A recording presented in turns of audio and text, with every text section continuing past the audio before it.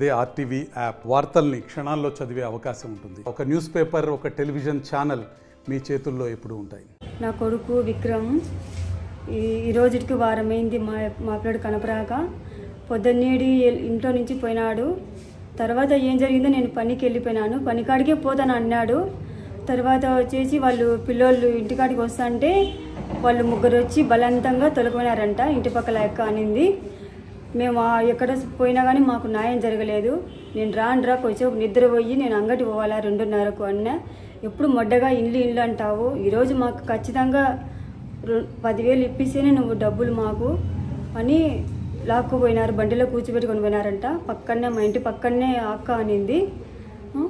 తర్వాత 8:30కు మాకు ఫోన్ చేసి నాకు చెప్పినారు ఇట్లా అని. నేను వచ్చానే స్టేషన్కి పోయినాము.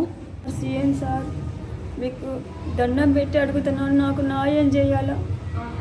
పవన్ కళ్యాణ్ గారు, లోకేష్ అన్న గారు, చంద్రబాబు నాయుడు గారు, నాకు ఏ రకంగా నా భర్త కూడా లేడయ్యా. మీరే నాకు ఏ రకంగా సాయం చేయాలి.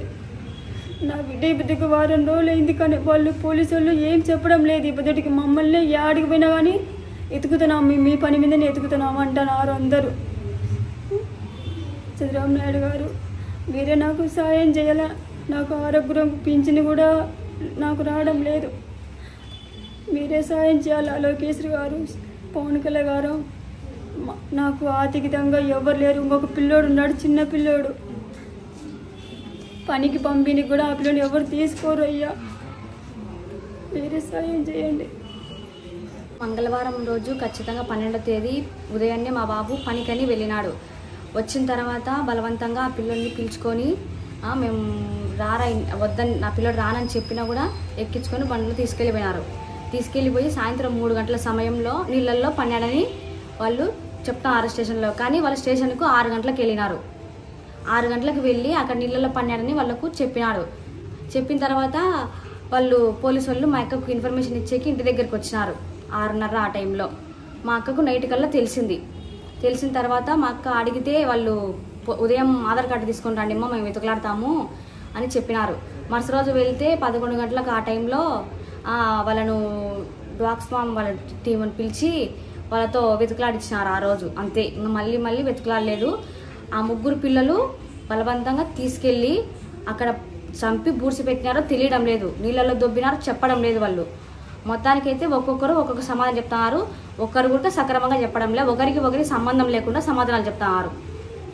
ఏదైనా అడిగితే పోలీసు వాళ్ళు మీరు చిల్లరోళ్ళు అది ఇది మీ మీద న్యూసెన్స్ కేసు పెడతాము, కడుపుతో ఉన్నామని మేము గమ్మున ఉండామని నన్ను కూడా మాట్లాడినారు. మేము అడిగినది తప్పు అయిపోయింది వాళ్ళకి.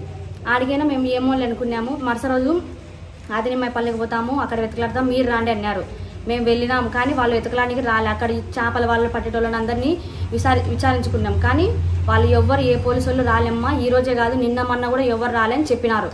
చెప్పిన తర్వాత మేము వచ్చేసినాం. మేము ఇక్కడ అంతా చుట్టుపక్కల మొత్తం అంతా వెతుకులాడినాం కానీ మాకు ఎక్కడ ఏ సమాచారం దొరకలేదని మేము బంగారెడ్డి అయ్య కాడికి వెళ్ళినాం. ఒకవేళ ఆయన ఏమన్నా చెప్తాడేమో అని. ఆయన డిఎస్పీ మేడం దగ్గర కలిసండి అని చెప్పినారు. మేడం దగ్గరికి వెళ్ళింటే మేము వాళ్ళను పూర్తిగా వదిలిపెట్టలేమ్మా, ఊరికి వదిలిపెట్టినామంతే, పొద్దున్నుంచి రాత్రి వరకు స్టేషన్లోనే ఉండాలా, రాత్రి పంపిస్తాము అని చెప్పినారు. కానీ వాళ్ళేమో తిరుగుతున్నారు, మందు తాగుతున్నారు, అన్నీ చేస్తున్నారు. మేము అన్నీ చూస్తున్నాం. తర్వాత మళ్ళీ మేము ఇక్కడ కాదులేని ఎస్పీ సార్ దగ్గరికి పోతే అక్కడ కూడా వాళ్ళు కూడా గదురుకొని బయటికి పంపించేసినారు. మీ పని మీద నిండాం కదా అంటే, పిల్లోడు ఒకవేళ ఎక్కడన్నా దెంకొని పోయింటేనో కిడ్నాప్ అయింటేనో ఒకవేళ వాళ్ళన్నట్టు మేము నిదానంగా ఉండొచ్చు. ఇప్పుడు నీళ్ళల్లో పడినంటున్నారు కాబట్టి ఇన్నాళ్ళ నుంచి వెతకలాడుకోకుండా ఎప్పుడు దొరుకుతాడని మేము అడిగినందుకు వాళ్ళు అట్లా మాట్లాడుతున్నారు సార్. ఆడికి డిఐజీ సార్ కూడా మేము ఫోన్ చేసినాము. నేను కనుక్కొని మేము ఫోన్ చేస్తాలే, ఇన్ఫామ్ చేస్తాలేండి అని చెప్పినారు.